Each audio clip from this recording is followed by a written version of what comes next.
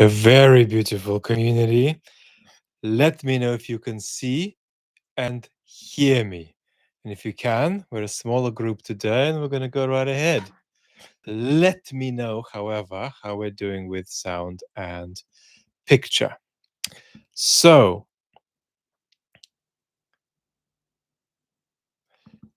we've got a lot of questions and we're going to try to scroll back and answer as many of them as we possibly can.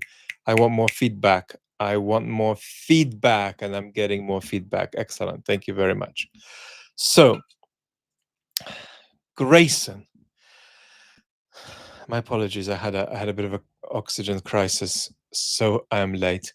Grayson is asking, "Hey Vlad, where are the fallacies in the whole USA promised NATO wouldn't move 1 inch to the east? NATO moves a few inches to the east. The Russians attack Ukraine in a way that wasn't unprovoked. All of these narratives, what's the fallacy with them? And also this promise, whether it was a comment between leaders or a physical paper document, to what degree does that matter?"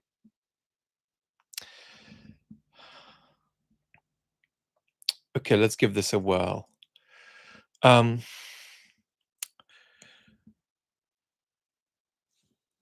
Imagine, and Mary Surratt, who's very articulate about this, often does this. Imagine two extremes. One extreme is a hardcore US position that says no such promises were made in any way. And then the Soviet or Russian position on the other side, which says we were absolutely guaranteed this and we were horrifically betrayed. Both of these positions are false. Basically, what happened was that there was an informal discussion about not moving 1 inch east that bordered on being a gentleman's agreement but was never formalized. Don't forget, we're dealing with a period in history when the reunification of Germany is on the table. And the Soviets have nearly 500,000 troops there, and they also have territorial rights to German territory, emanating out of the surrender in the Second World War. So, what are they going to give these up for? Is the question of the day. And Jim Baker's idea was, how about in exchange for not moving NATO 1 inch to the east? And Baker was talking about this, and the Germans were talking about it. And Bush Sr. said to Baker, no, we don't want to do that. Stop talking about it. And then Baker stopped talking about it. The Soviets were slow to realize this. And eventually, the Soviets roughly exchanged their privileges for cash and signed a treaty which permitted NATO expansion eastwards. So the best way to summarize this would be to say that yes, it does matter whether it's an informal discussion or a document, that there certainly were occasions when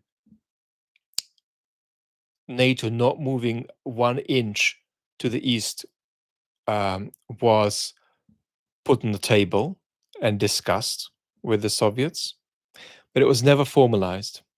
And so, as a political philosopher, what I'm going to tell you is a political leader can trick another political leader by promising something and not delivering it.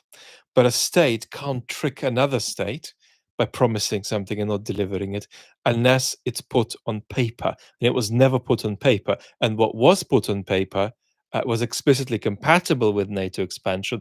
And indeed, the Soviets signed it.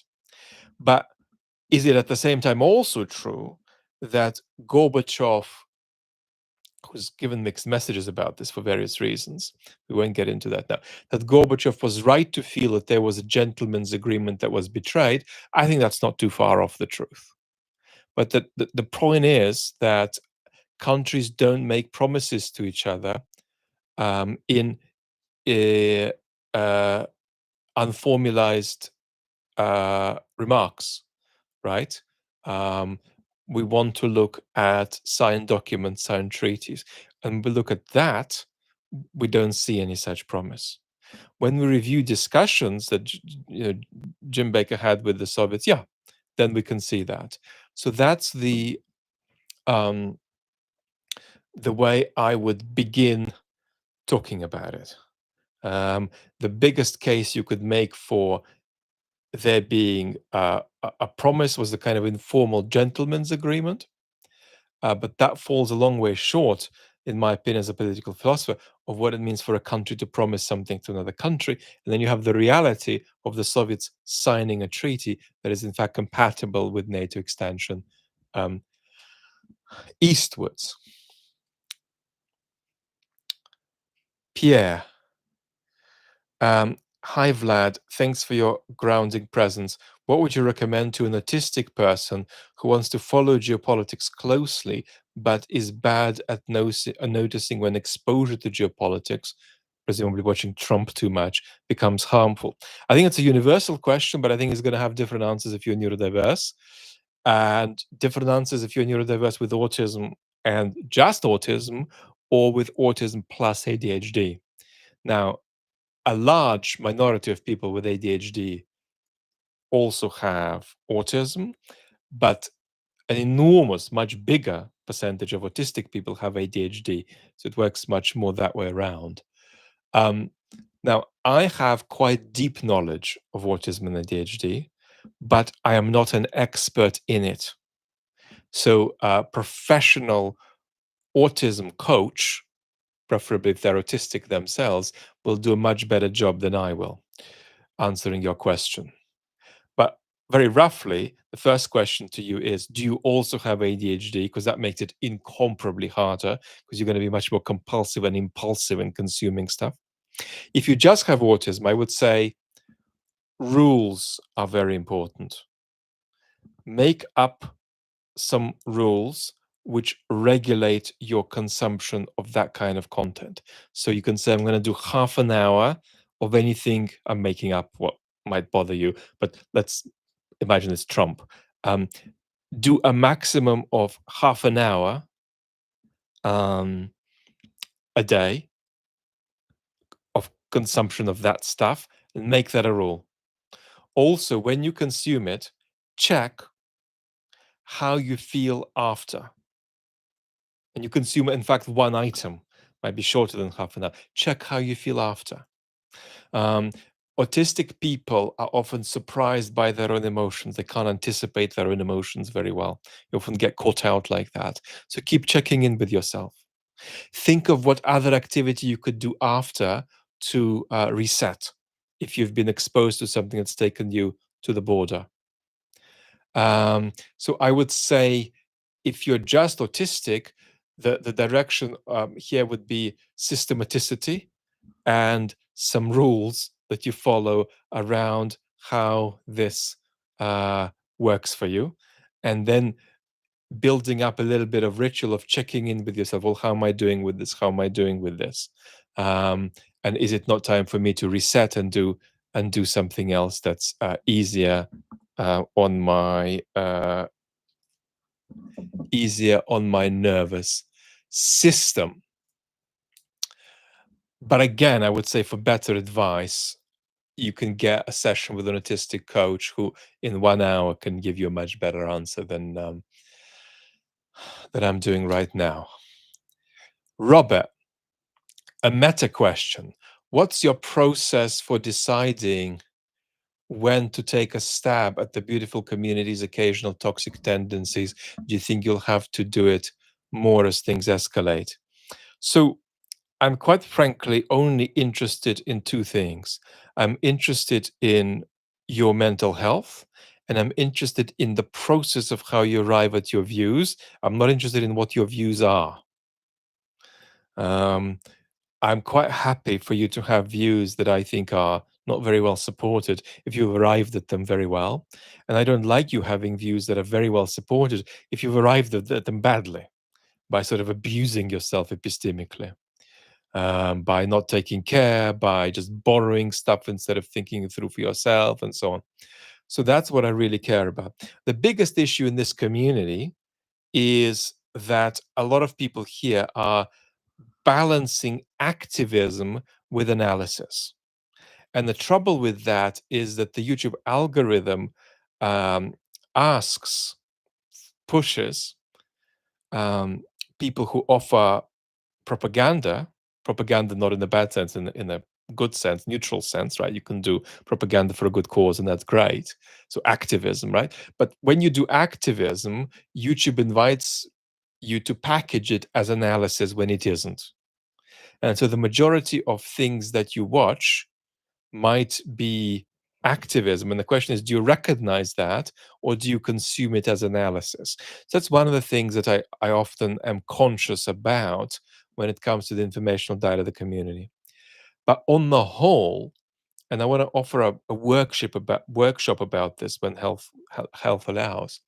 Um, I'm much more interested in the process of how you engage, how you arrive at views. I'm very uninterested, quite frankly, in what your views are exactly, um, because I think that um, all I really care is that you put the things that you put um, into yourself with a degree of independence and authenticity, and then I'm fine. Um, Whenever there are moments when bot-like behavior proliferates, right? I call it out. I mean, I called it out today, for example. I said that a lot of people are, a lot of Western pro-Ukraine folks who are, in fact, very ignorant about Ukraine. Um, and that's roughly true of us. I think in this community, we're broadly very ignorant about Ukraine. You guys know, not you guys, every single one of you, but you as a group know probably more about Russia than about Ukraine, even though you support Ukraine but not Russia. It's quite interesting, right? If I start naming you people in the Putin regime, you'll say, "Oh, yeah, I know about him. Oh, yeah, that's that one." Yeah. Right? If I start naming you people in Ukrainian politics, you're not going to know who they are. That's quite an interesting asymmetry. You support Ukraine, but you know much less about it than you do about Russia. Now, that's explanation for that is quite obvious, right? It's we're interested in the aesthetics of an aggressor are very compelling and algorithmically compelling. Plus, it's Russia that poses a threat to us, not Ukraine. So it's all understandable, but it's worth pointing it out. And so I said that a lot of people are defending Zelensky's latest move against anti-corruption agencies the way depoliticized Russians defend Putin, by saying, um, this is a person who loves their country.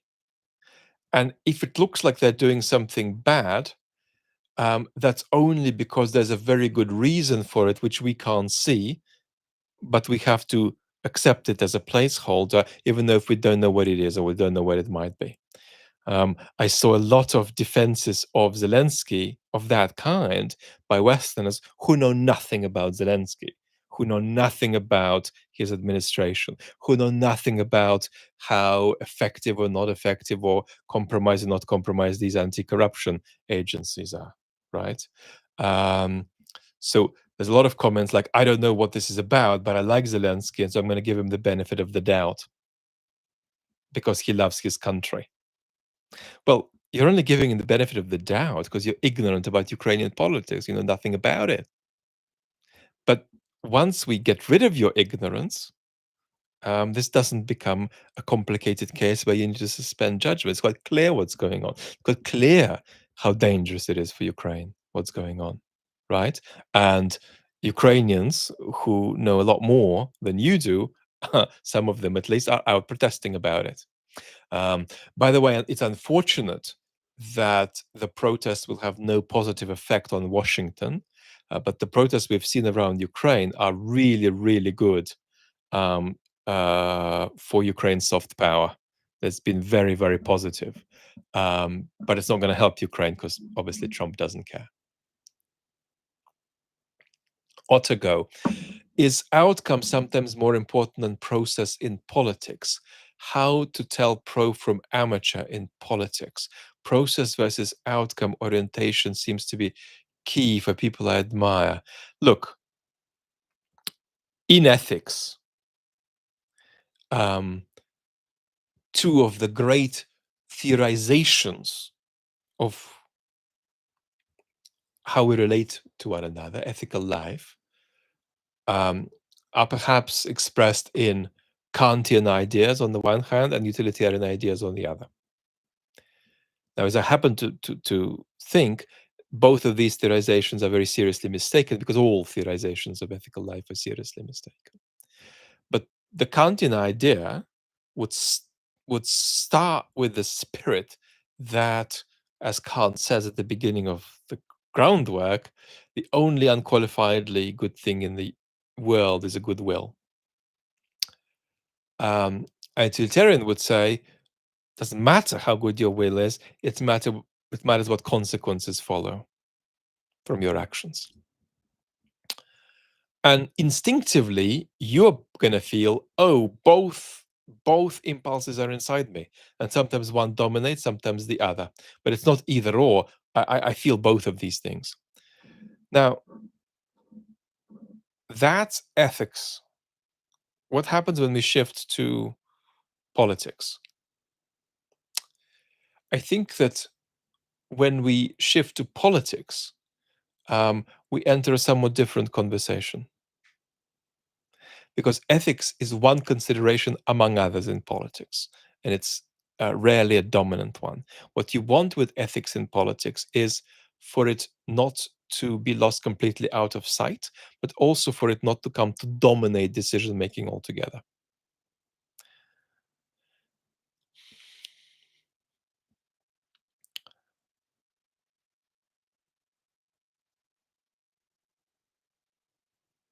This is such a big question that I'm tempted to just say I'm going to do an episode about it on chat or an episode about it on the philosophy channel.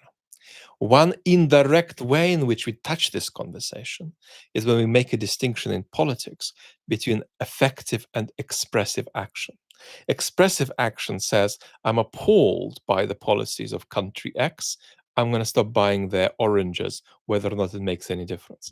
Effective action says, I'm only going to do something if it's going to be the case that I do action A, consequence B follows, and outcome C that I prefer results from consequence B. That's effective politics versus expressive politics. But your question packs basically all of the stuff that is going to have to be unpacked in a bigger separate conversation, which I promise to have.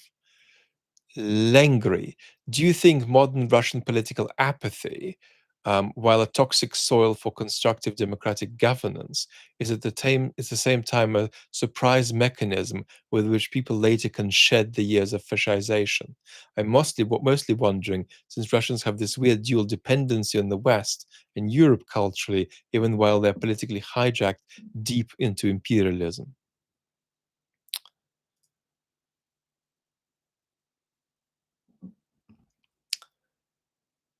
Radical depoliticization is dangerous because it is both compatible with a fascized politics, authoritarian politics. It gives a platform to such politics, but it's also possible for depoliticization, if it's extreme, to be rapidly converted into extreme politicization of a bad kind. So that risk is there. And it's important to bear that in mind when we think about Putin's future need to politicize the population more than he has so far, to go more toward politicization in that balance between politicization and depoliticization on which Putin has depended for domestic stability. Do I think that the way Russians have, as it were, stayed out of politics will make it easier for them to um, get over um, the unlovely, aggressive imperialism that they're dealing with now? Um, well, you're implying that that's easier than if they'd been supporting the imperialism positively.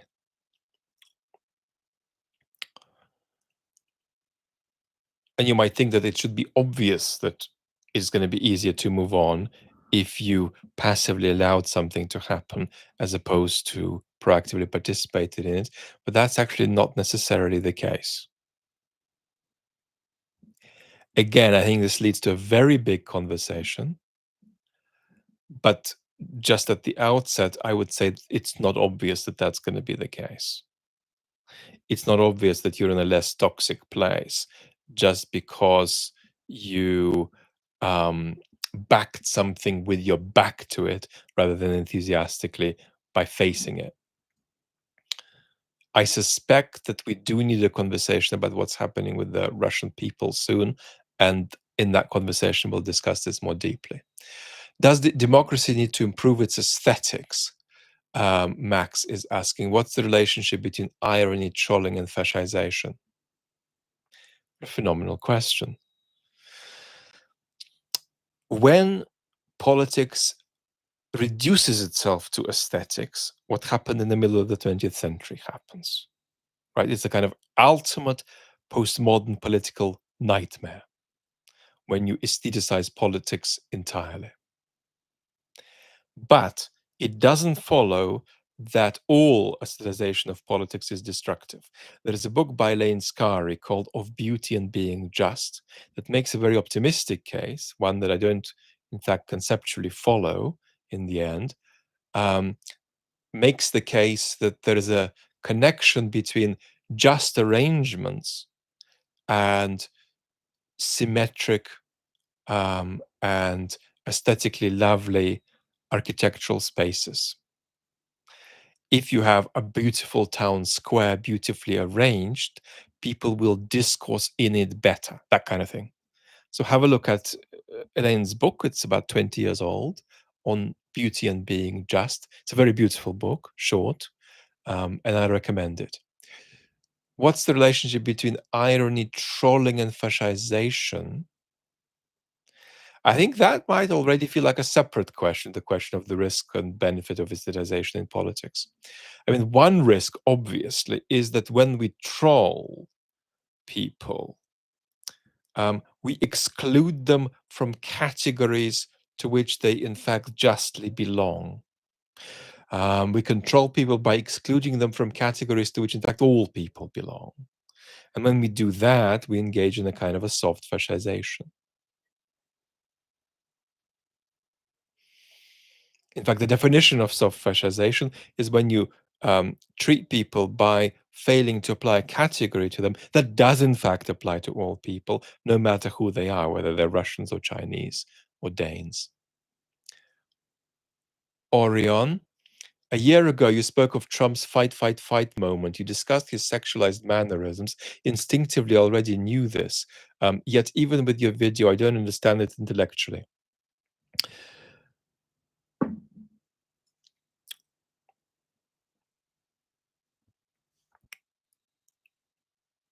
It's an element of a hysterical deformation of the personality. And I hate that word, hysteria, because it's done a lot of damage historically, including in the medical realm. But it's an element of the hysterical deformation of a personality that you might relate to non sexual elements of your body as though they were sex parts. So you might relate to your hands, or in Trump's case, to your lips as though they were genitalia. So it's a kind of a destabilization of your sense of uh, your sexual organs. And you often feel that with people with narcissistic and hysterical personality deformations. You can give them a platonic hug and it kind of feels unbounded, kind of feels sexual, right? We'll talk about it more if you like. Blue flower.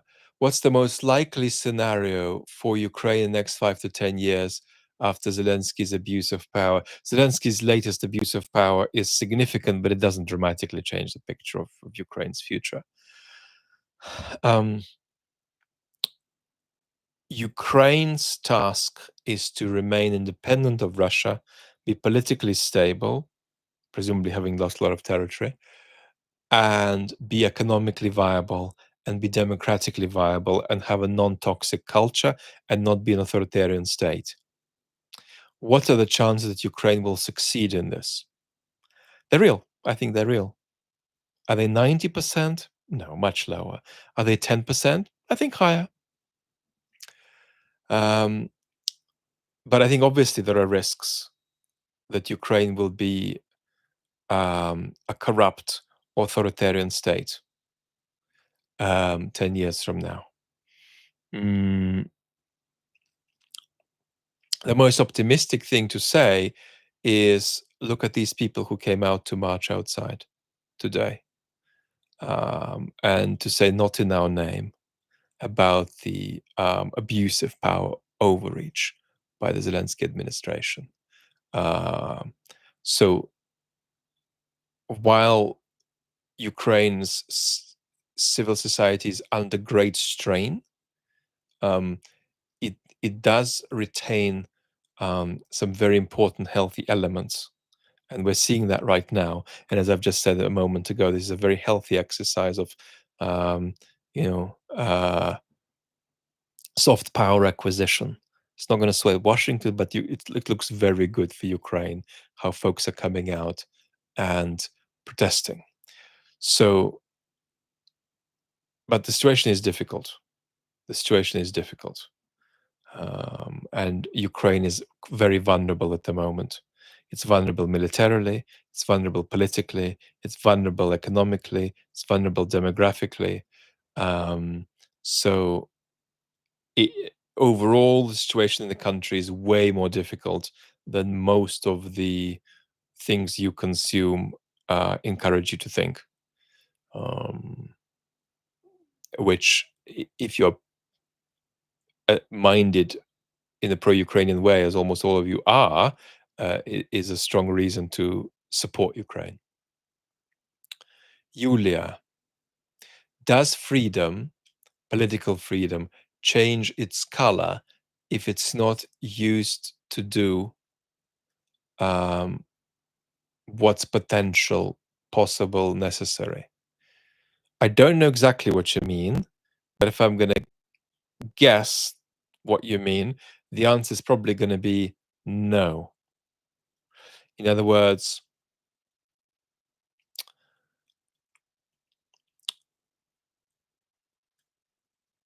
if I have certain freedoms, but I don't use them, that doesn't mean that the freedoms have gone away. Equally, if a society manages to sustain certain freedoms, but it fails to take advantage of all the possibilities having these freedoms give it, um, then it's not that the freedoms have gone away, or they might go away eventually. It's that they haven't been taken advantage of. What I'm trying to say is probably it sounds like um, realizing freedoms, making use of them, may well be a case of doing things that are good in terms of other political values and not just freedom. That's to say, values like uh, equality, values like justice, values like solidarity. Yulia is asking again, do you think people lost trust in democratic institutions because they were too optimistic about them? um, or because they learned to criticize politics before criticizing anything else. I think that that kind of explanation is never going to be the level at which you explain what happens, because what happens at the level of social forces, right? And I pedantically name some, right? But obviously, various kinds of economic exclusion is a very big factor, um, as is the state of social media. I often name four, sometimes more, of these social forces that are causing democratic decline. Um, Democratic decline does not occur because people are starting to think well or badly about their democracies. Democratic decline occurs because of certain social forces in action. And it's these social forces that largely condition how people think. In other words, when people lose trust in their government, in their institutions, they haven't made an epistemic mistake. They are rather experiencing something like an inability to make any difference, um, or they're experiencing some feeling of betrayal and so on. And that's caused typically by social forces, economic exclusion, untethering of social bonds, and so on. So it's very rarely the case that, oh, we've stopped thinking well about democracy, let's think about it better. It's very rarely the case that that's going to get us very far.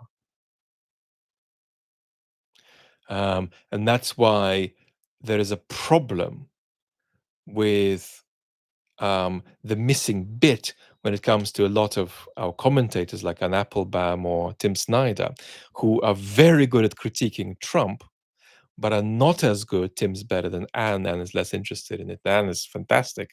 And in fact, one of the things she's doing absolutely brilliantly right now is being probably the best person in the English speaking world at comparing the Trump administration to other authoritarian regimes and saying in all her recent interviews, well, is this similar to what's happening in that country? Is that different to what's happening in that country? She's doing a phenomenal job. But the missing bit is, how did we cause this?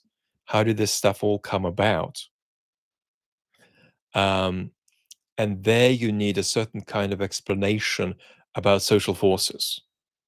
And the risk there is that you end up sometimes hearing Anne or Tim speak, and you come away thinking, well, we've got here because some corrupt people with a lot of power took over media and made people think really badly. Um, Delusion and irrationality and moral inadequacy are not central reasons for authoritarianism and the collapse of democratic values. It's just not. The crisis of misinformation is, in the first instance, a crisis of trust. It is not, in the first instance, a set of epistemic failures. The epistemic failures are so glaring that it's tempting to think, among Trump voters, that it's tempting to think that they are caused by intellectual mistakes. They're not. They're caused by various kinds of emotions that have been triggered by social forces.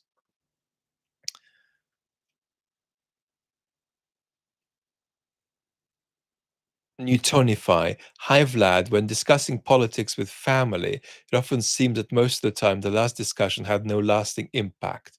Um, Rather, their values nudged even more to the right. They restate propagandist arguments that I thought I had refuted.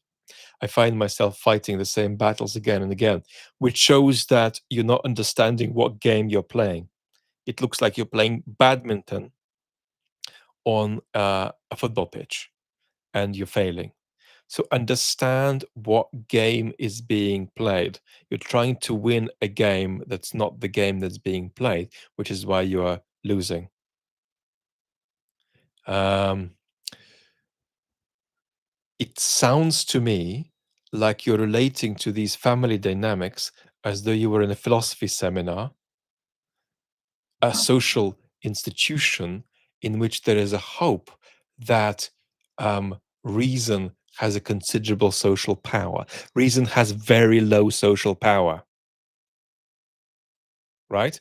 I make a very good argument, somebody makes a very bad argument, but they get 10 times more views than me. It can be the other way around too.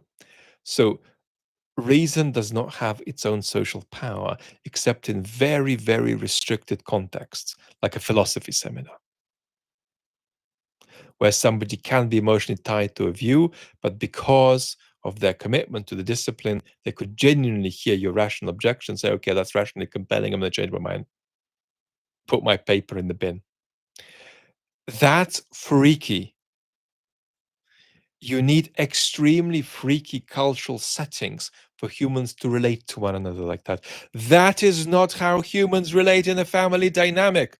They are not engaged in rational, transparent discourse. So figure out what's happening, right? I mean, what is being communicated? Yeah, sure, claims are being made about the world, but people are expressing how they feel. People are expressing various kinds of distrust, various kinds of fear, and so on, right? Understand the carousel you're in for what it is, and don't think of it as a philosophy seminar. Colin, question from a friend. Weren't capitulating to the center right on immigration only emboldened fascists, like when the Weimar government capitulated to Hitler? Um, my friend doesn't like the idea of democracy and progressive politics being at odds with one another. And this is a question from a friend that Colin is passing on. Democracy is no more progressive than it is conservative in its politics. The key notion you might reach for here is something like reasonableness. What does it mean for a citizen to make a reasonable claim? And my advice to you is that if you make what you take to be a reasonable citizen position such a demanding thing that it requires convergence on progressivism, you've made your idea of what's reasonable too extreme. I suggest that a citizen makes a reasonable claim if A, her claim is compatible with the sustenance of political life in general. So if a citizen makes an argument for anarchism, I would say that violates the condition. Right? It sort of violates sort of elementary expectations of minimum degree of order society needs. The second thing is the citizen should really not be deceptive, that they should mean what they say. And third, that they should have a degree of steadiness in their position. That's to say, it shouldn't be a position that's one thing today, another thing next Tuesday. It should be a belief. And a belief is not something you can change every month. Beliefs sustain themselves across time. So if a citizen expresses a belief, they've thought about it quite a bit. If it's expressed sincerely, and if it's compatible with the sustenance of a modern state, if it doesn't entail ideas like I have the right to walk into my neighbor's apartment and steal all their stuff, then the claim borders on being reasonable. And now translate that to immigration. Large minorities or small majorities of Western citizens feel that something is very wrong at the level of immigration. They feel that their borders have not been held, have not been protected. They feel that the hyper-globalization of the last 2 decades has occurred without them being asked about it. They feel that the nation state is kind of floundering, and they're at the whims of various kinds of global anarchy or global institutions to which they have no democratic bond. So citizens are pissed about immigration right now. If you come at them with a human rights based, fairly open border policy, that will get you fascism. So your friend's position is a social cause of fascism.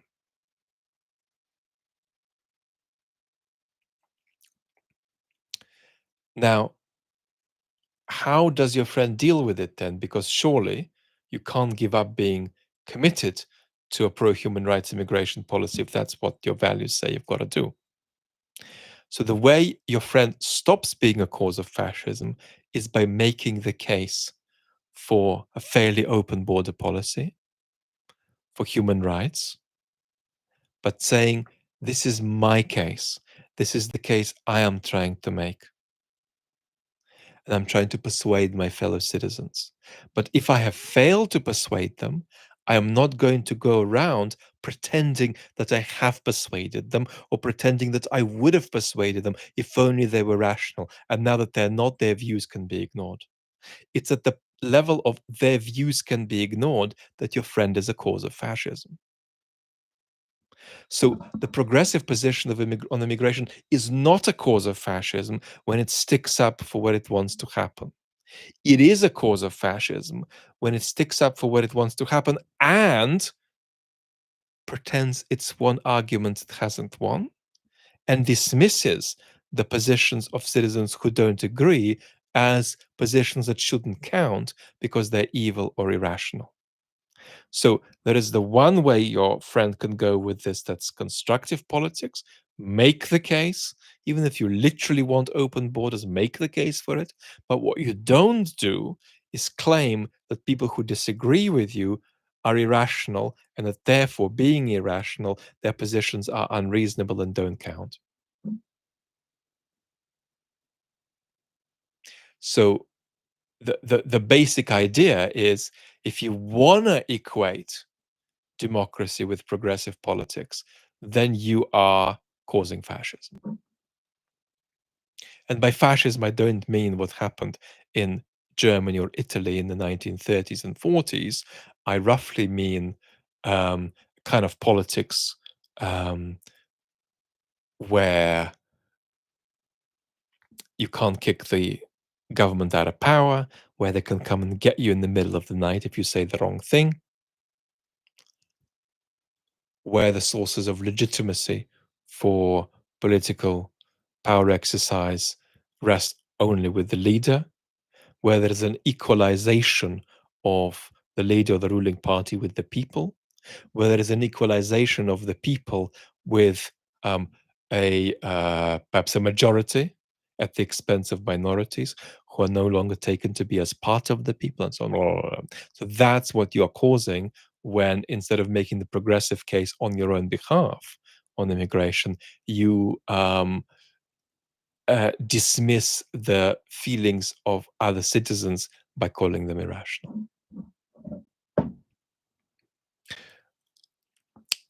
Peter's asking me to comment on the Epstein affair. I'm not going to today.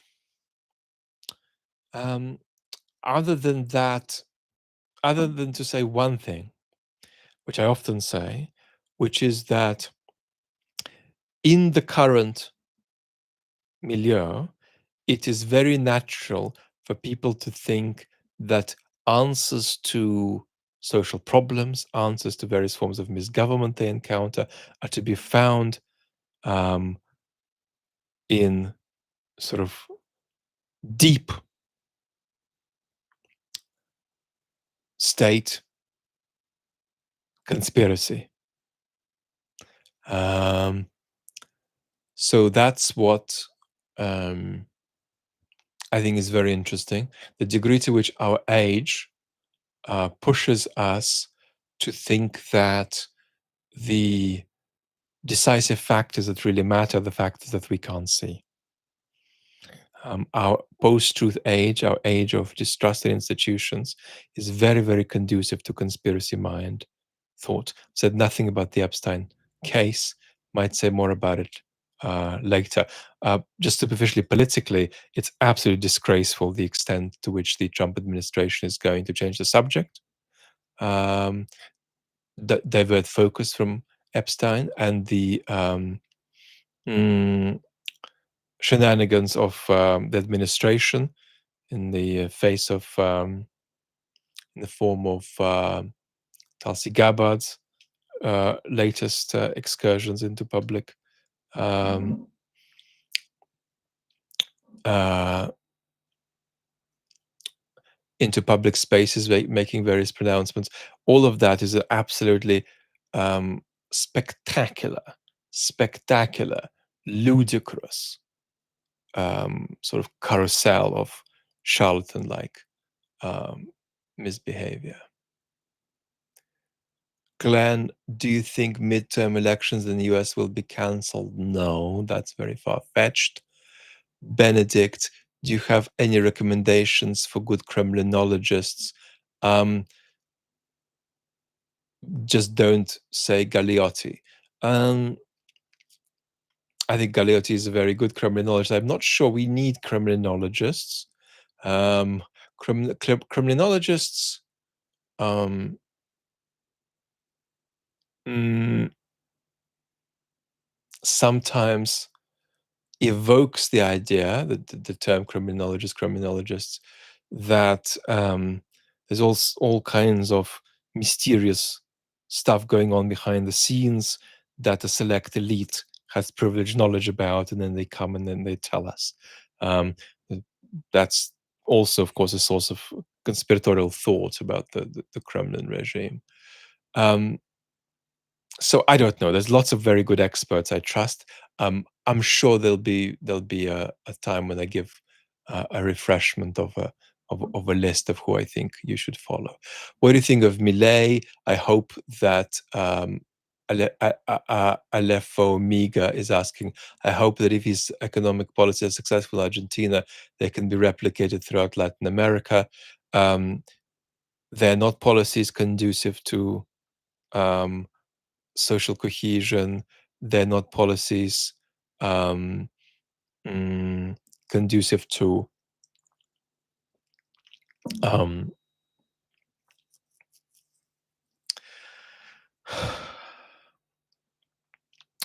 tackling any of the global political forces that trouble all countries. Um, you don't want to look in that direction as a model. Um, Neoliberalism and extremes of neoliberalism and hyper neoliberalism are largely problems in our world, the deleterious consequences of which we are picking up the pieces for. Florin is asking, Vlad, does the success of the Danish Social Democrats and the recent momentum behind Mamdani and the Die Linke in Germany, does this stuff offer pointers for a new political strategy? Uh, no, not yet. I mean, there's all kinds of room for anti-oligarchic um, economic populism. Um, but I think that we need to be aware that we're not yet seeing models of what I would call a kind of constructive politics that can both acquire power and act constructively in power. That requires a very complex mix of discourse, positions, plans that take things from different parts of the ideological spectrum. I mean, about Mamdani, what I'd say is that the way the um, old guard in the Democrat Party has attacked him is a disgrace and counterproductive for the future of that party, and stinks in the way um, the wrapping away of Bernie stunk in 2016. But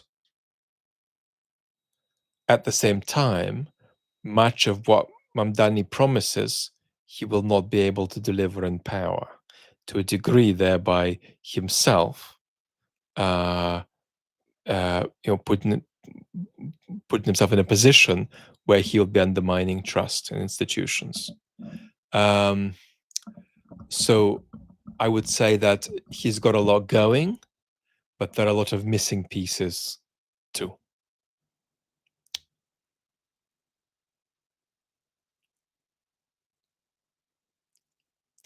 Almost enlightened cow, an anti-immigration party is gaining steam in Japan. It's predicted that South Korea and China will also have to face this question sooner or later. Is this influenced by Trump and Europe's right? No, it's influenced by global forces that are producing various kinds of political trends across the globe. Of course, there are elements of infection and contagion, but the main driver is not infection and contagion, but in fact, convergence. So when I talk about the degree to which Trump is Putinist, the Putinism in Trump is not a disease that Trump caught from Putin. It's a disease Trump and Putin both caught from the world, with Putin being a more extreme expression of it. David, what's your beef with the biopsychosocial model in health? It was the basis for a class I took for my bachelor's, and the idea seems pretty uncontroversial. Um, you haven't understood the idea properly, and you haven't understood the philosophical assumptions that it makes. And there are two distinct conversations here. The best person to follow in this is Diane O'Leary. Diane O'Leary is a philosopher who writes about this critically. Might get her on to talk about it. Now, the first thing the BPS model does is rely on an elementary misunderstanding of philosophical discussions of dualism.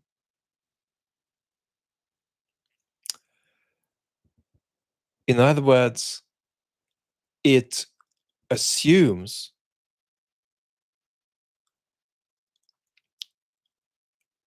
the falsehood of plausible dualisms as a consequence of rightly dismissing implausible dualisms. So, an implausible dualism is something that says that the mind is not a physical thing and does not interact with microphysical states. Well, that's absurd, right? Anything that is in your mind will have some kind of physical state with which it can be correlated. That's a dualism you don't want.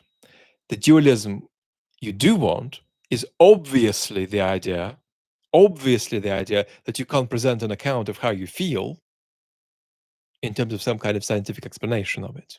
Right? You need to talk about things like desires, um, yearnings, fears, and so on. So there is a dualism between the mental and the physical of the second kind that's legit, and a dualism between the mental and the physical of the first kind that's not legit. And what, in ways I won't clarify now, what the BPS model does is not just arrive at confused views about this, but even fail to understand the philosophical debate that's going on at all, and yet makes itself dependent on that philosophical debate. So what I'm saying is quite radical. I'm not saying that the BPS model shouldn't be applied to particular conditions. I'm saying there is no philosophical account of the BPS model that any serious philosopher could possibly entertain. And yet it depends on philosophical assumptions. So that's one lane, right? I'm not going to elaborate it, but that's one lane. The second lane is basically what the BPS model has done in practice, is told chronically sick people whose conditions aren't understood or researched yet that they have a mental health problem. So the practical effect of the BPS model has been to view physical diseases that are poorly understood as mental diseases, which is utterly ludicrous. It's been enormously damaging. And it's damaging right now in the context of long COVID. Now, in the United States, the BPS model has largely been chased out of chronic diseases, or to a good extent chased out. In some countries in Europe, it's not been chased out. So, for instance, Denmark has got a lot of problems with this, and the UK too.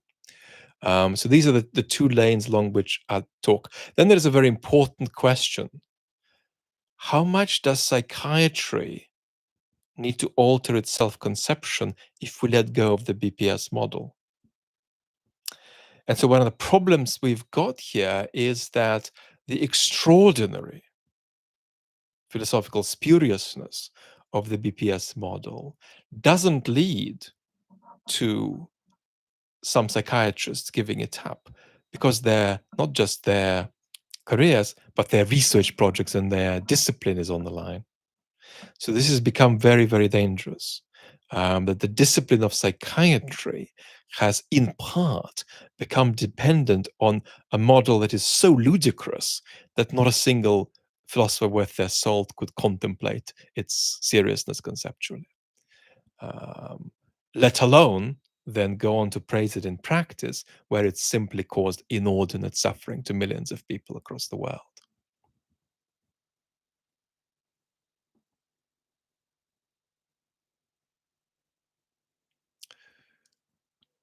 Anne, can you give us some practical tips for questioning our own biases? I'm going to do a workshop about that, I think, a workshop that will in part cover that. But the biggest thing I always say is focus on process, not on destination in your views. Focus on, am I overusing the brakes? Am I overusing the accelerator? Um, have I got enough fuel in my car? Have I changed gears properly? Have I, have I managed to make sure I don't have the handbrake on? Am I looking at the road enough?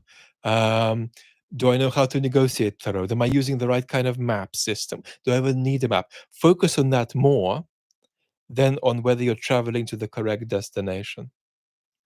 So dance more with process, than focus on a particular view you arrive at. Oh my word, it's an hour and we've still been just looking at questions that were left before we started. Last one from Toad. I'm going to reach for a hot cup of tea. Oh. Do you think Zelensky and the Ukrainian government decided to go ahead with the anti-corruption reforms, despite how they'd be received domestically, for little political gain? Um,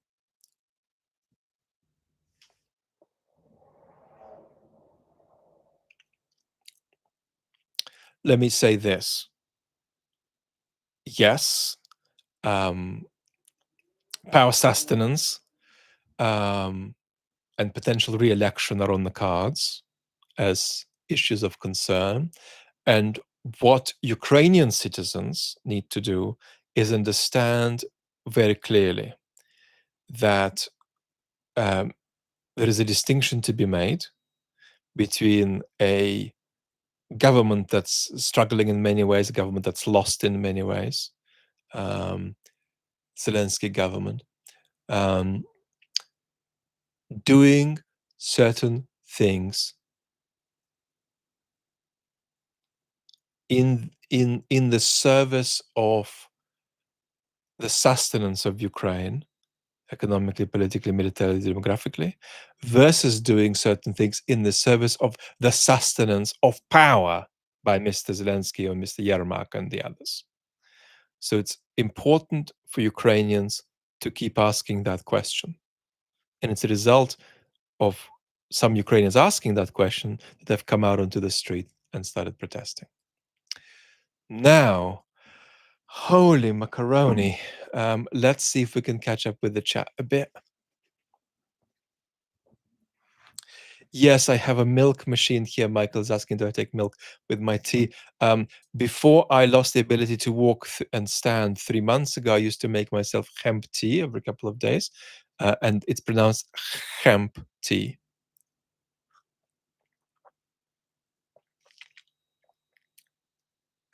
George, any thoughts on Yuval Harari's analysis um, um, of the Israeli-Gaza situation and how it might become the greatest turning point in Judaism for the last 2,000 years? I'm planning a video on two things.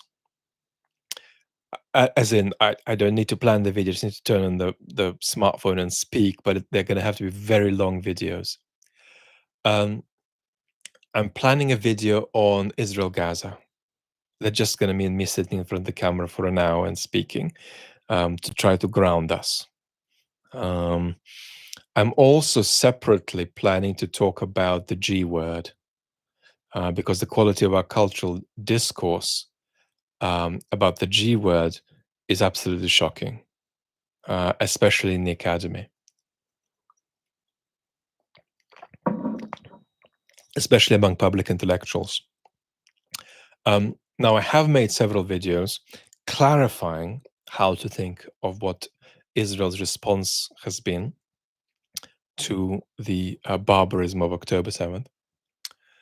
But that was in autumn 2023. So we're going to come back to that and refresh ourselves. And we're going to talk about issues like ethnic cleansing. We're going to talk about the G word. We're going to talk about the complicity of the West, and so on.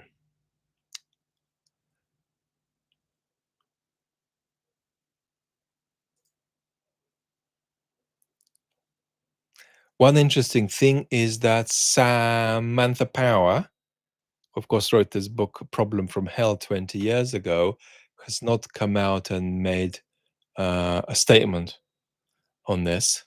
And nor did she take a position on it when it comes to the Ukrainian context either. Rokas, if Putin attacking the Baltics after Ukraine is a given, it's not a given. Doesn't it also mean that NATO is basically okay with that happening? There are a few videos on the main channel about this. One video of my own, Will Putin Attack NATO in 2028? There's also a discussion where I try to platform for our benefit Mark Galeotti's views. And Mark and I somewhat disagree about this because Mark thinks that Putin for regime security is locked into foreign escalation. And I think that Putin is, for regime security reasons, locked into foreign escalation, but more like in the form of war.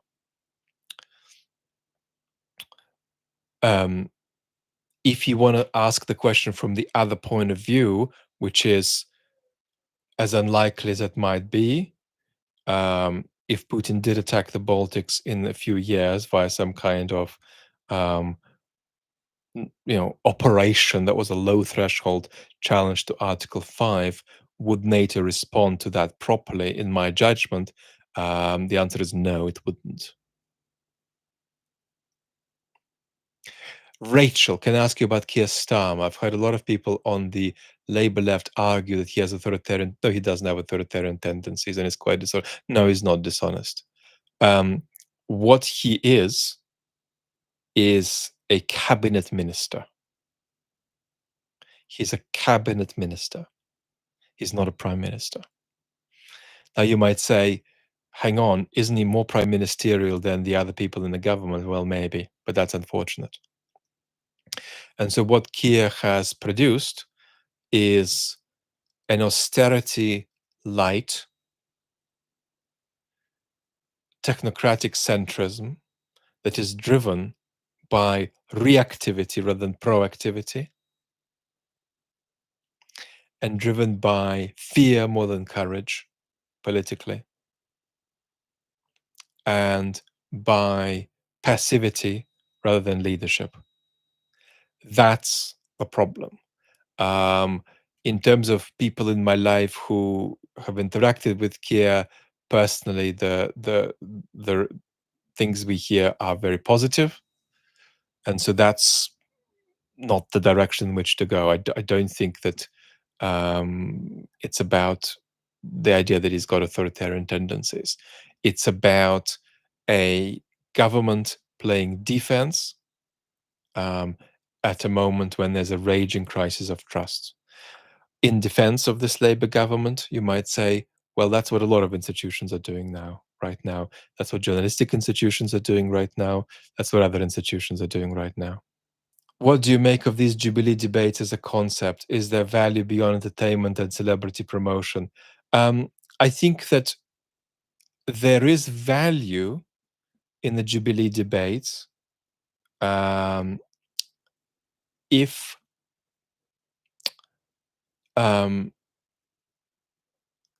you interpret them correctly and watch them carefully. But in essence, what happens with most people who consume them is that they just convert into sort of memes and social media posts. that diminish rather than encourage thought.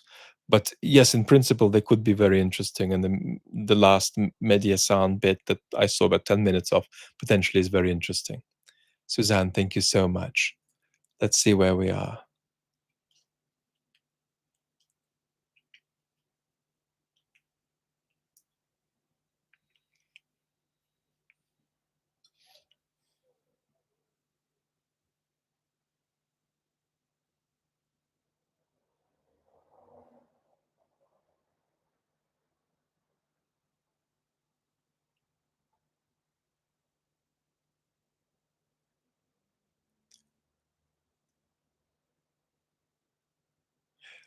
He kicked Corbynite out of Labour because he wanted to win.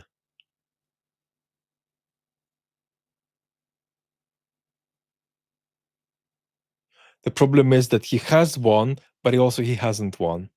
Keir Starmer won by getting a lot of seats, but he's not won by getting a lot of legitimacy. So you've got this bizarre situation with a very large minority government, but majority government that's not really acting like one.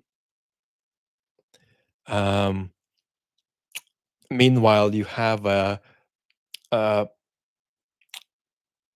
post-truth of populist right party reform hovering in the wings and polling as the most popular party in the country.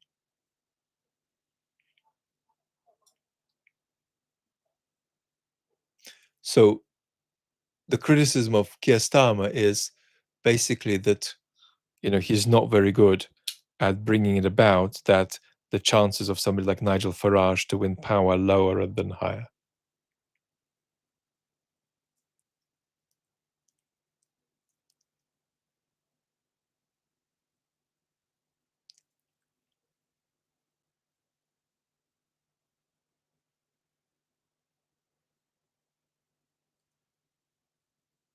George is saying, I was horrified by the Jubilee debate and how much overt fascism and racism came out.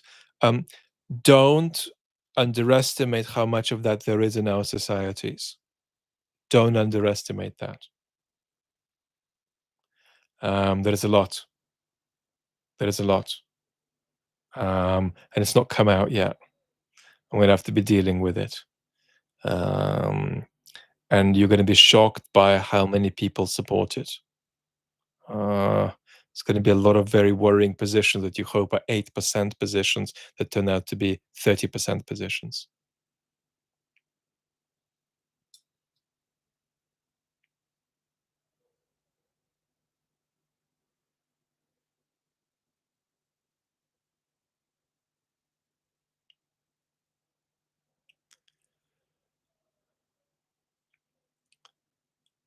Let's have a look. I kind of like it actually when there is fewer of us. Let me read you a bit better.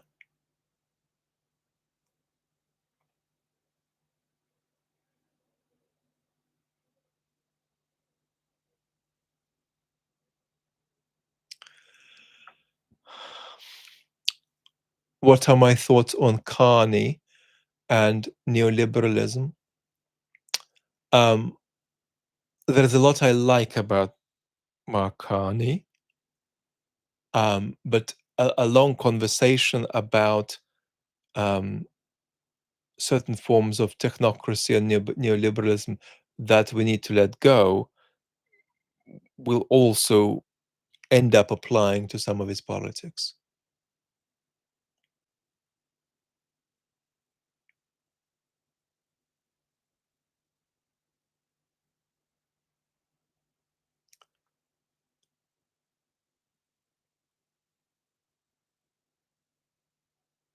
Which institutions in UK would you, if you had a magic wand, change to become its possible form?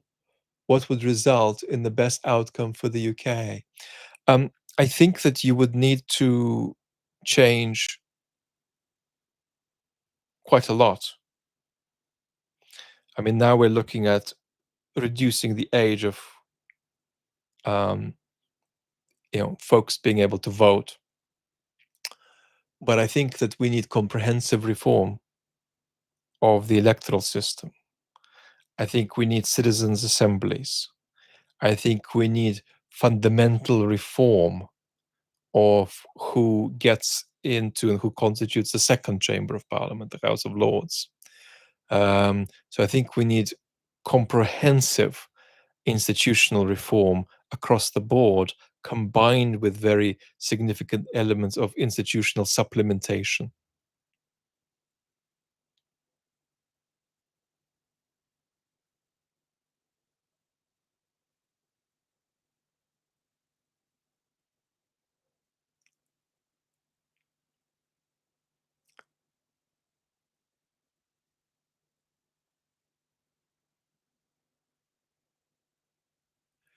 Vlad, is abundance very different from neoliberalism? Abundance is very good,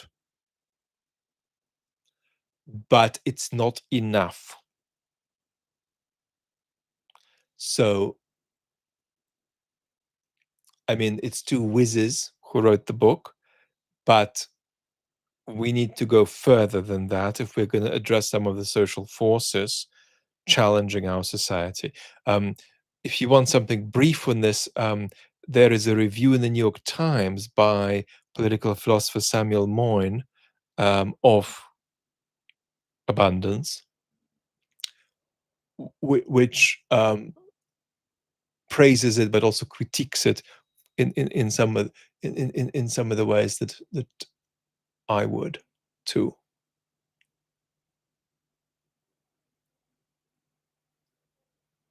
Jeremy saying, I watched a video about amateur philosophers and absolutely loved your insight. Thank you for your work. Enormously grateful to have you with me. Rachel saying Mehdi did very well on the Jubilee debate. I watched 10, 15 minutes of it only, and I thought exactly the same.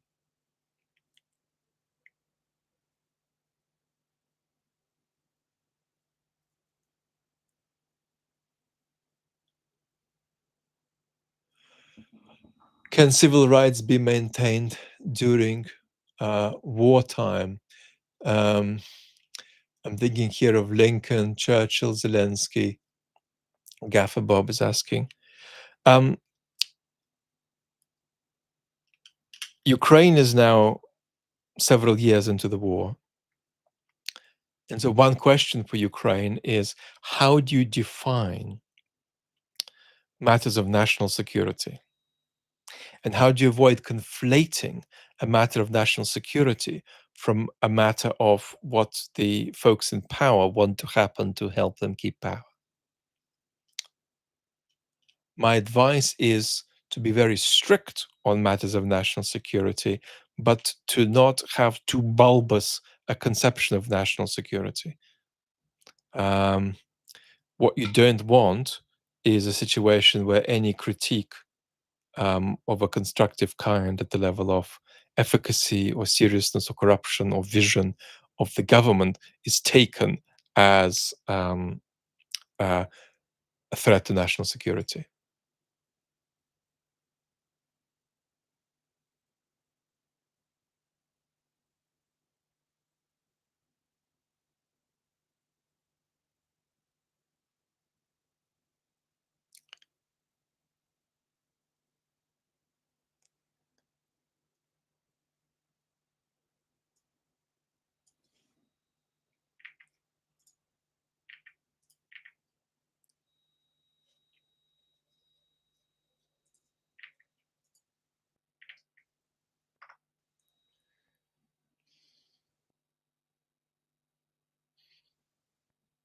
Is Oxford Union doing okay?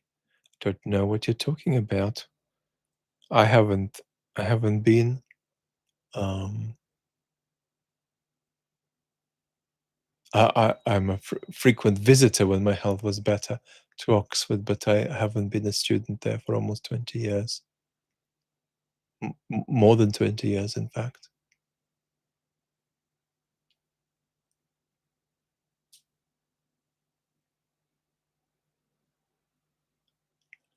Asked about anti-colonialism. Uh, how much value do you attribute to post-colonial thinkers like Franz Fanon and Walter Rodney? Um, so my view generally is that post-colonial literature is very important, but there are some very big structural mistakes that it needs to avoid. And then there is a social mistake that we need to avoid too. And that's um, inserting particular assumptions from post-colonial literature into how university bureaucracies work. That's what hyper-identity politics did. And that's wrong, because you ought to be able to challenge these assumptions. You want debate about them, not institutionalization of particular positions on them.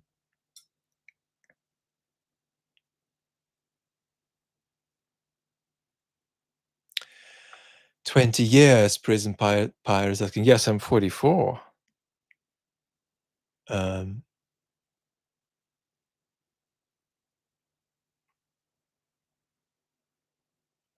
so yeah, people my age went to university in the late 90s.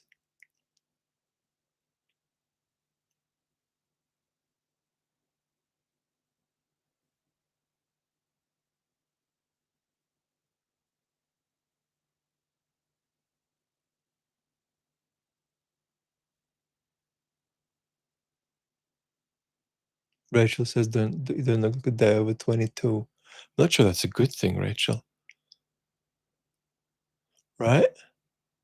This business of not wanting to look our age is a very strange feature of our culture that's partly connected to the fact that the thought in a properly embodied way is unavailable to us, that if we've lived a good life, a time might come when it would be appropriate to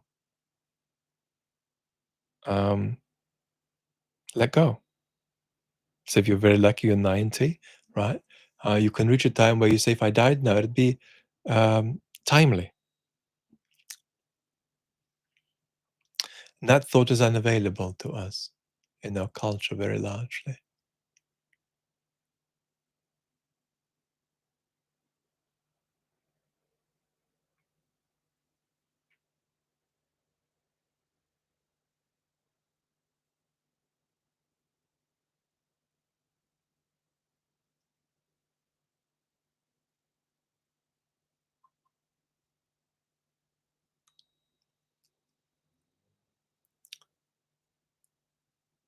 Do I think Netanyahu exploited Trump's narcissism by forcing him to support bombing Iran after the fact? Because Trump can let it seem like uh, anything major that's happening is not happening without him approving it. I think that's very roughly right. I think that's very roughly right. I mean, at the extremes of the manipulation, when Netanyahu did the Nobel Peace Prize um, theatric with Trump, that was too much. Even Trump felt, well, I'm enjoying this, but it is ridiculous.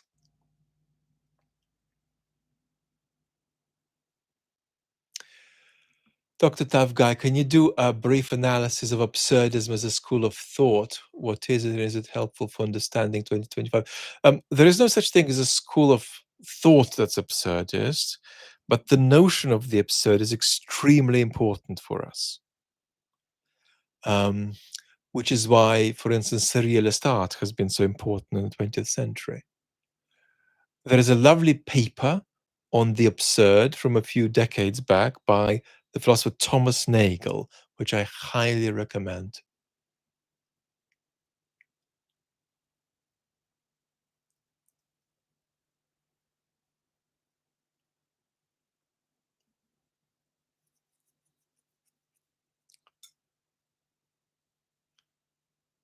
Kudos is saying Goncharenko called the word around the bill a smokescreen. Well, let me make a personal comment. So I was born with a different surname, which then got changed when I moved to Israel in 1990 from the Soviet Union. And I took the name Wexler on my father's line, but I had the name on my mother's line when I lived in the Soviet Union, and that name was Goncharenko. So I was born Goncharenko, Vlad Goncharenko.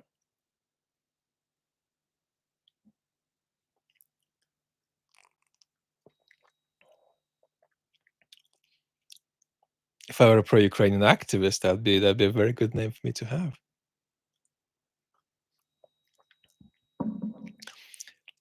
Monsieur Nothing, I risk ego-ideal nostalgia for people like Isaiah Berlin and Leszek Kolakowski, as they have no contemporary equivalents. But to what extent did scholars like them influence UK politics? To no extent, really. They influenced UK political life. I mean, Isaiah Berlin enormously influenced UK political life. Discourse, I mean, about politics, but it certainly didn't influence political decision making in any way. But what I think we are missing is a situation where public broadcasters who we trust can put an Isaiah Berlin on for an hour or two. Now, it may be that we're more impoverished philosophically and more impoverished at the level of public intellectuals than we were in the middle of the century, 20th century. But nevertheless, we could easily put together some very nice things of that kind. They just are going to be difficult to put across. We've got these wonderful videos with Brian McGee interviewing thinkers on the television. There were 2 series of interviews, and these are all up on YouTube. Interviews with Bernard Williams, Charles Taylor, you name it. And I had when I first met Brian, I had an argument with him about how much that would still work now, and he thought it's just going to work. If you do it well, it's going to work. And I think he was more right than I allowed him to be at the time. I do think that you can go very far if you present a very high quality, long form program. The argument against that is the algorithmic capture.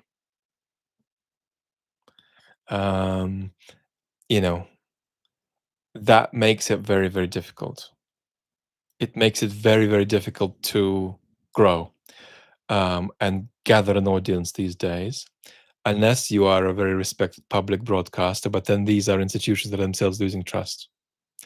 But the big problem is that a platform like this, and this is why I have this channel, in part because I'm sick, but in part because I believe in communication like this, right? This channel has not grown much. And I could have continued making videos on the main channel instead of this. And the main channel could have been 500,000 subs now if I'd focused on that, even within the context of my illness, instead of this. But what I'm doing here is a bit kamikaze-like behavior relative to the algorithm. It's a very small number of people coming back, right? We're getting, 20, 30,000 views a video, 50, 60,000 sometimes. We'll come back on the main channel soon. We'll see what happens there.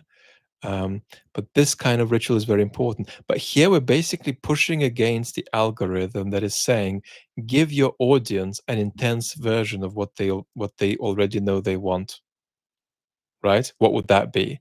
It would be Russia is collapsing. Russia's economy is collapsing. Today it'd probably be, oh, Zelensky is always right. everything is falling apart for Putin. Now, the trouble is that there's nothing wrong with that if you're doing activism. But the problem appears if you're an analyst and you're coming into these waters. Um, you are heavily pressured, right, to uh, tell your audience lies, reassuring lies that they already believe or have believed. So this is very, very difficult because part of what good public intellectual work does is disquiet people, reassure them, but also make them feel uncomfortable. YouTube does not want me to make you feel uncomfortable. And that's why we're sitting here with 4.5 people watching the same video over and over again. But there's also a part of me that thinks that Brian is kind of right. If you insist on it, you make it really well, you put it out there, enough people are going to see it. But yeah, I mean, when people via algorithms are getting to choose what they consume McDonald's on the whole. So that's a problem. But I don't want to say that it's insurmountable, because a lot of you are here because you feel both grounded but also challenged to grow and challenged to put yourself into positions where you engage without complete comprehension.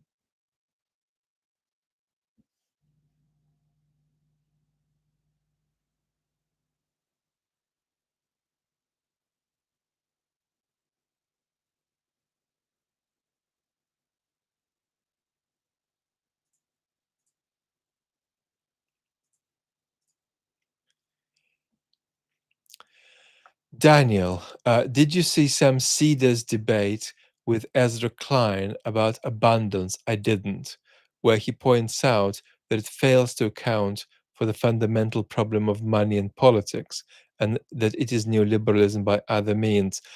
There's an argument to be made in that direction. I haven't seen their discussion. I know that Sam Cedar has had Samuel Moyn on, whose views I'm sympathetic with. But I can't say anything positive or negative about how Sam did with Ezra.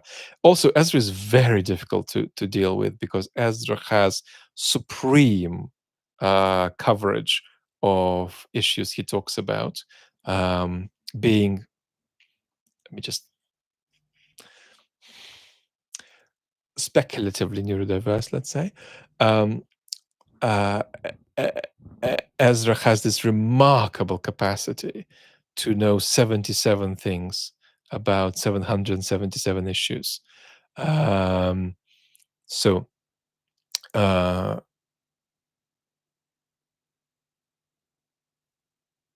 you need to know your stuff to critique him in a one-on-one conversation.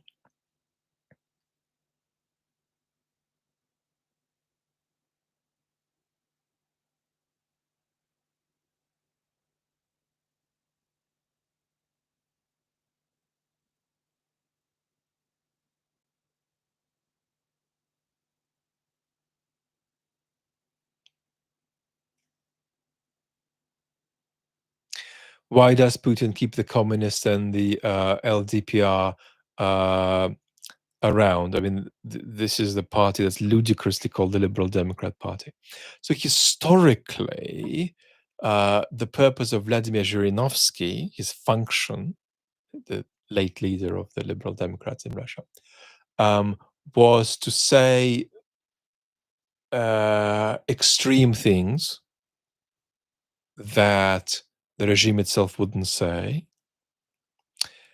and gather people around him who thought these things, who believed in these things, so that they could be more controllable and wouldn't constitute a threat to the regime, that they'd be kept in a kind of reservation. That was the function.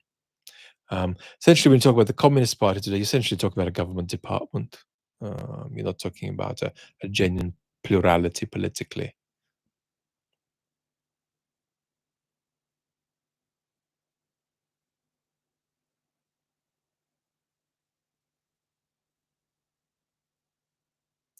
Sue is saying, hell, if we're going to be uncomfortable, isn't it better to be uncomfortable with thoughtful people? Well, I think that a lot of people genuinely act on that, but I think a lot of people agree with that, but don't act on it.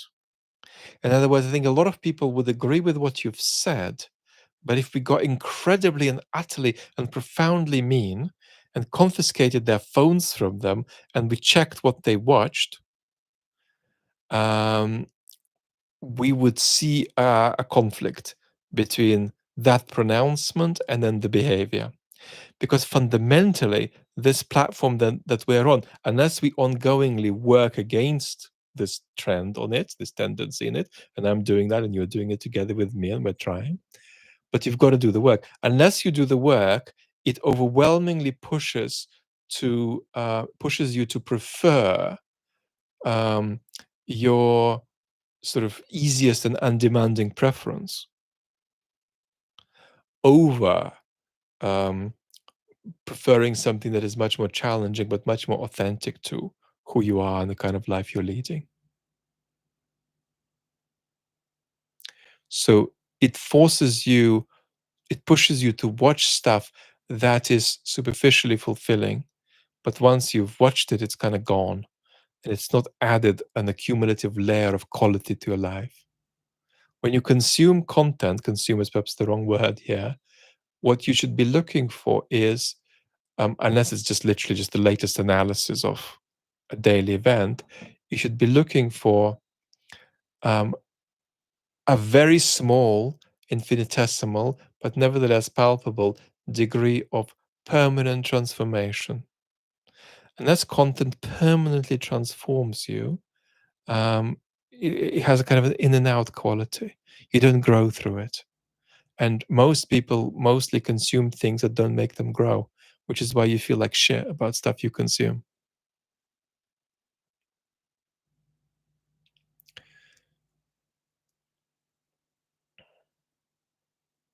Why didn't Putin invade Ukraine full scale? Well, he would have done a much better job of it in 2014. Um, well, Putin had a regime security reason in 2014 to refresh his perceived legitimacy via the acquisition of Crimea. And he did it not so much because it was long planned, but because there was a Crimea annexation folder around in the Kremlin. And then circumstances arose that made it seem to Putin irresistible to go ahead and do it. And so he did it. But Putin in 2014 is a very different Putin, much less radicalized Putin than the Putin of 2022. But it is around 14, 15 that I myself began to be convinced about the mystical and escalatory ambitions of the Kremlin.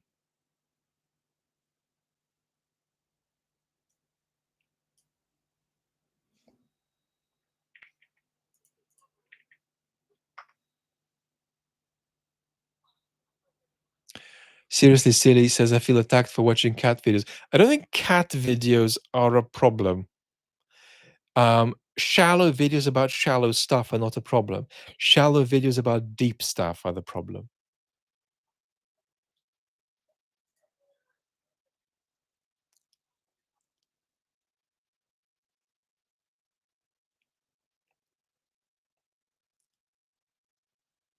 Is milk in tea tasteful or unsophisticated?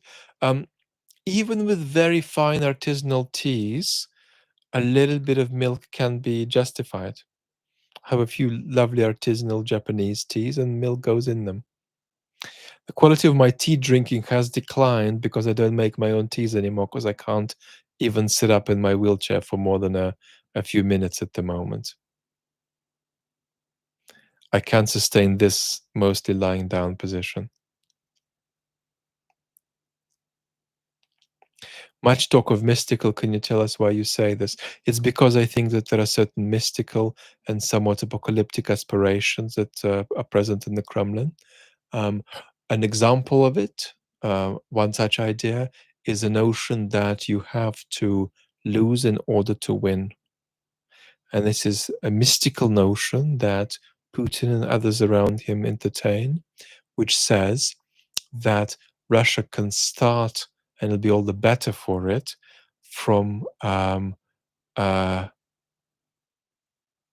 position far away from the front row of nations, but it can propel itself forward, um, and somehow take the lead on the international scene in some kind of extraordinary zigzag maneuver.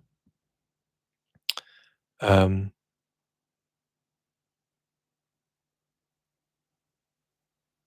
there is also a certain vision of history there that you can attribute to Putin.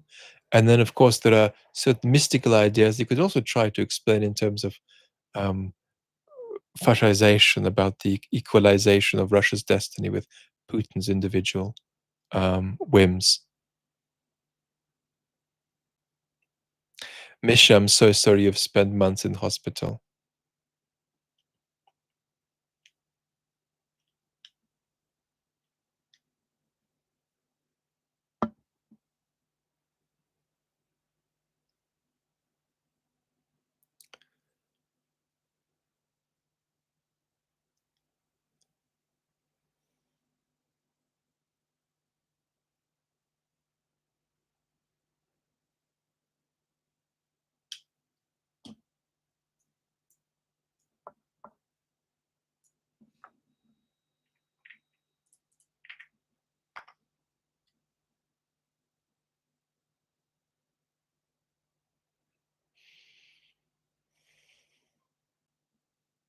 Could Tucker Carlson transition to a political actor? Adam is asking. Um, Increasingly, we're going to be moving into a situation where entertainers are going to be well positioned to do politics, but I'd be skeptical about that in Tucker's case.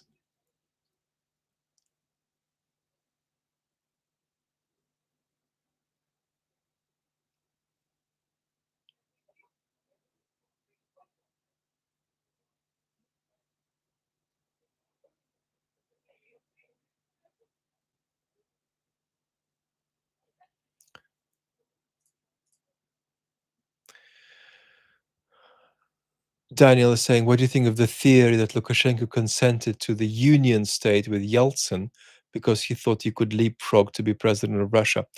Um, well, um, let, without reheating the history, let me just say that Lukashenko has always been, in principle, open to operating as a politician on the Russian space. And indeed, Lukashenko still is open to that, quite seriously.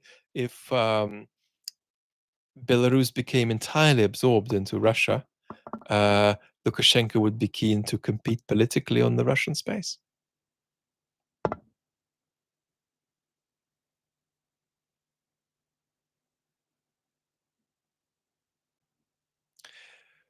Maxim is asking, can we see in recent anti-corruption bodies Ukrainian bill to be a representation of autocratic tendencies? Yes, I mean the Zelensky administration tried to clamp down these very imperfect agencies, and that is an expression of an authoritarian power grab that's abusive to Ukrainians, because Ukrainians are dependent on counter-majoritarian institutions competing. That pluralism is very central. A diffusion of power and pluralism is very central, even if all the agencies at hand are themselves, uh, you know, full of various kinds of issues. Do you enjoy cinema, movies? If yes, what are some of your favorite directors? In Since the war, they would include Echelon Goodnight. They would include Louis Buñuel, film directors. Ingmar Bergman.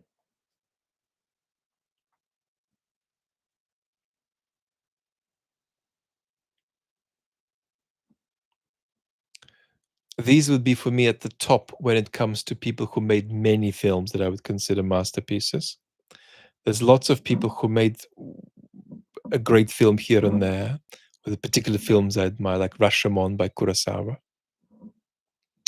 I admire some of Werner Herzog's films greatly. For example, The Ecstasy of the Great Woodcarver Steiner, which is a documentary, a stylized documentary Werner made about ski jumping. Land of Silence and Darkness is a very early film I admire by Werner Herzog. I admire Tarkovsky while accepting Werner Herzog's criticism of Tarkovsky, that he is too French, too postmodern.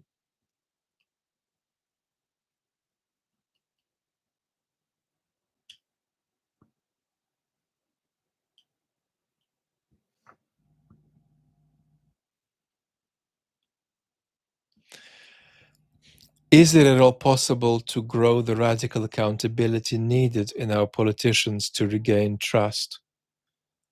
Out of context, no. You can't just have a magical wave of moral improvement among politicians. The trend is the other way. Um, the trend is the other way, um, toward entrepreneurialism. So you need a lot of systemic and structural change. Rob Marshall is saying Kislovsky. For me, when I was a teenager, very much, because I had a crush on Irene Jacob, who stars in Red and in A Double Life of Veronique. Um, I didn't have a crush on Juliette Binoche, who stars in Blue, out of the trilogy White, Blue, and Red. Music is very kitsch in these films, and other things are a bit kitsch in these films.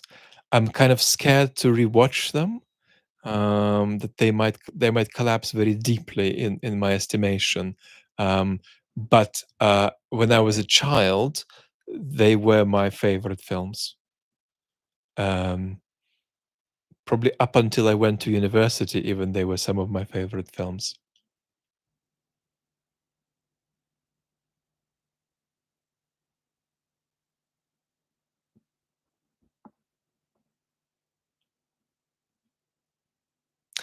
You know what, beautiful community? I think my brain is falling apart. So why don't we?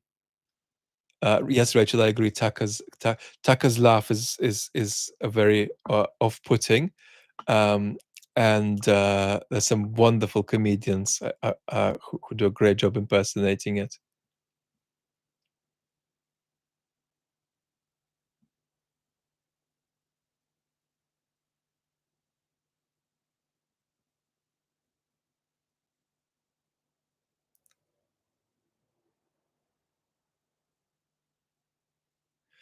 Okay, let's just say we're going to take three more questions. Okay, Yevhen is saying, what's the difference between very high IQ and genius? Do all geniuses necessarily have very high IQ?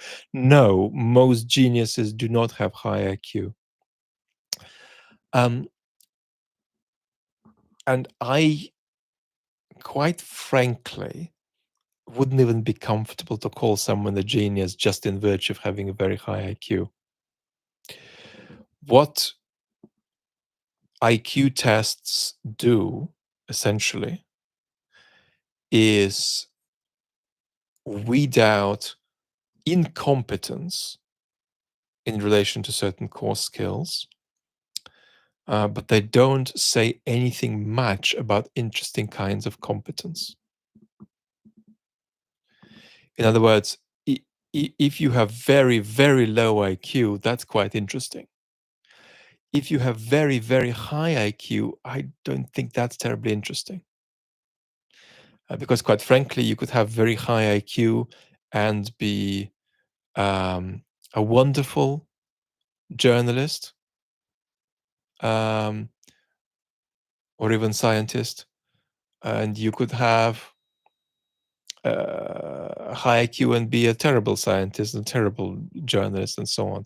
I mean, most forms of human intelligence um, have nothing to do with doing well on an IQ test. So it misses nearly all forms of human intellectual flourishing. So at the top end, it's just trash. At the bottom end, it's valid, right? If you've got very low IQ, you really do struggle with verbal reasoning and so on and so forth. So that's how I would see them. I don't know what kind of an achievement it is to have a very high IQ test. It is an achievement, but it's a relatively minor one.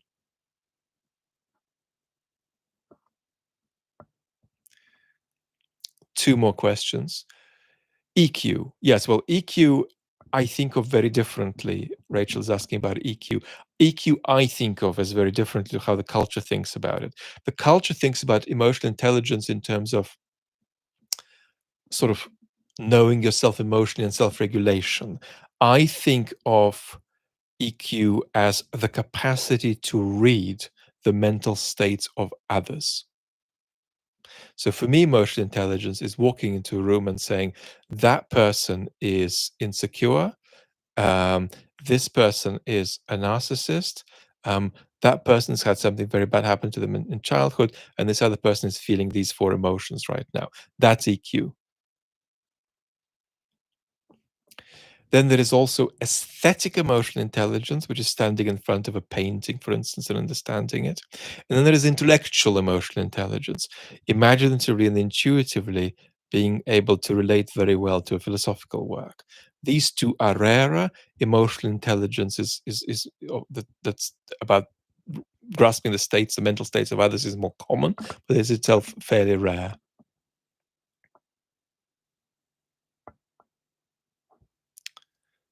One last question. Reptilia. Vlad, what schools of psychoanalysis do you consider most theoretically fruitful, the most influential in your thinking? I think that the first thing I would say is that, in a way, none, because I think there is such a thing as psychoanalytic explanation that stands apart from any tradition. That's the first thing I would say. This is just a way of talking about our psychology. Um, Properly, and it's going to stand apart from any tradition. Um, do I think there are certain labels that contain work that comes close to giving decent psychoanalytic insight? Yeah, I mean, if you try to make traces from Freud into Melanie Klein and then into the post-Kleinians, I think you're going to see a lot of fruitful stuff there. You're going to see a lot of fruitful stuff in writers and psychoanalysts who might be referred to as post-Kleinians, from Donald Meltzer to Bion and so on. I said three. So Lacan, I have more mixed feelings about, probably more negative than positive feelings about. Um, and my great psychoanalytic hero Richard Wolheim was quite scathing of Lacan. But that's not to say that there's nothing in Lacan. I'm not saying that.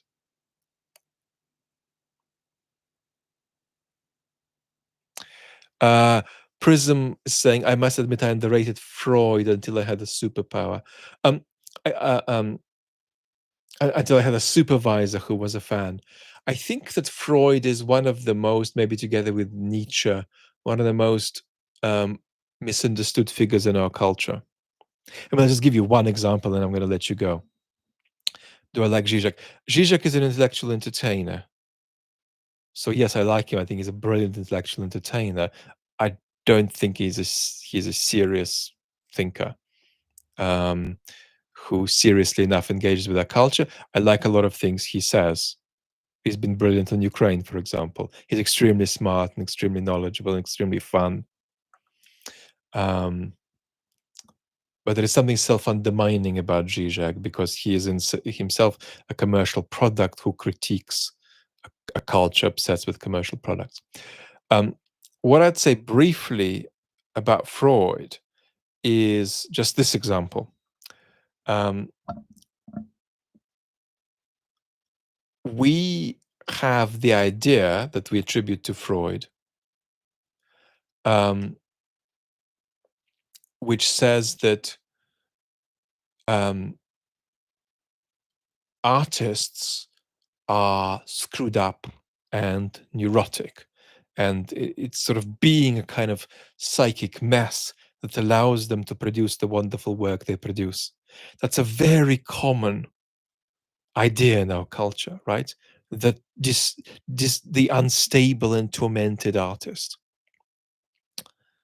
And that's absolutely not what Freud thought. In one of the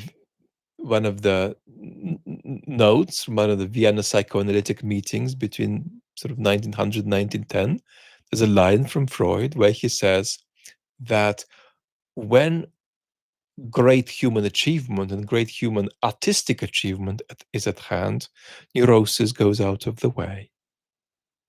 Insofar as Beethoven is writing great symphonies, it's because he is mentally well that he's doing it, not because he's mentally unwell.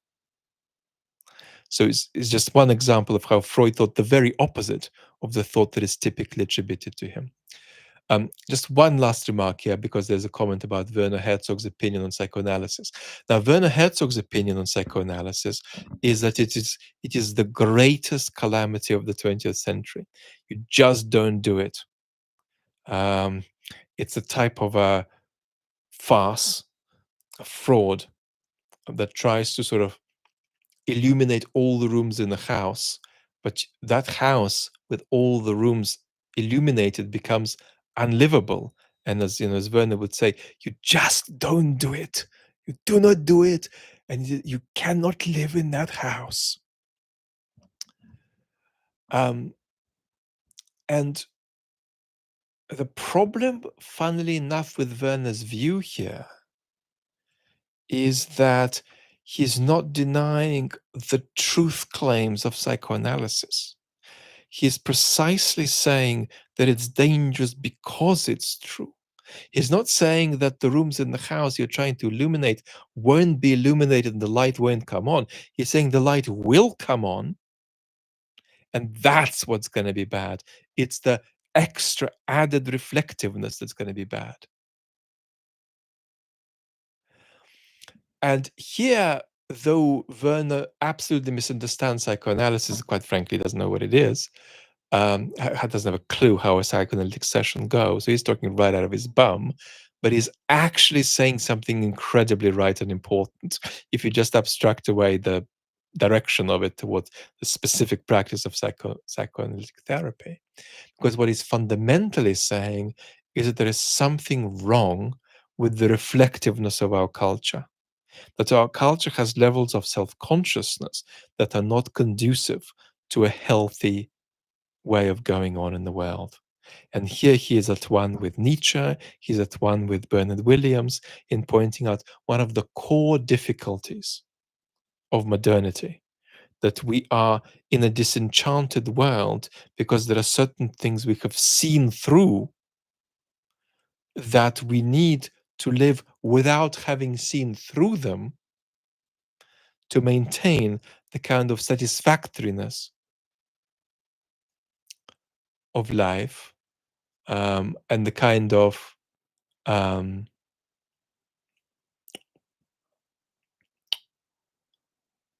conviction and purity and simplicity that we can no longer maintain given all the things we've come to know. So Werner Herzog's critique of psychoanalysis is absolutely right about where we are. And what his films try to do is to rescue as much meaning as possible in a context in which there's certain things that we've given up on possibly believing in. Because we know too much, we've seen too much, We know too much about who we are, where we've come from, and so on. Um, so what he's saying is absolutely brilliant and fantastic. It just happens to be the case that the psychoanalytic bit isn't right, but that's because he's never had a psychoanalytic session. He has no idea what it is. What a psychoanalytic session in fact is a very beautiful kind of dance, um, whereby um, the special restrictiveness of the predicament of the analyst when things go well is conducive to a certain kind of liberation in the client being analyzed.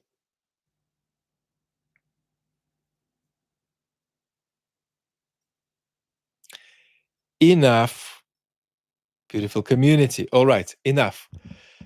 Thank you very, very much for being with me, and lots of love till next time. Goodbye and good night.